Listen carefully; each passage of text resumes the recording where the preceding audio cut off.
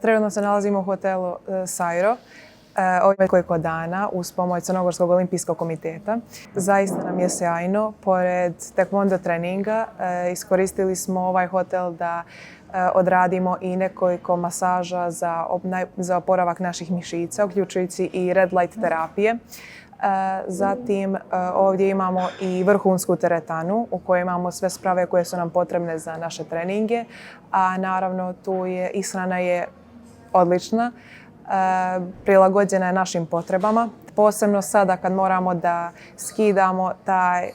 skidamo te kilograme za predstojeće takmičenje.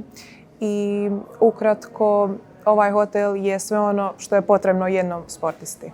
Ja stvarno ne mogu da zamislim da se bavim ovim sportom i da živim ovaj sport bez nje, jer imam taj neki mir u glavi kada znam da jedna osoba isto prolazi sve te borbe i razumije me. I tako da mi je veoma drago što smo u ovome zajedno od početka i ganjamo velike snove i ciljeve i ništa nas neće zaustaviti na tom putu. Zajedno treniramo od malena. Svaki trening smo prošle zajedno. Svako takmičenje smo prošle zajedno. Bile smo na razna mjesta.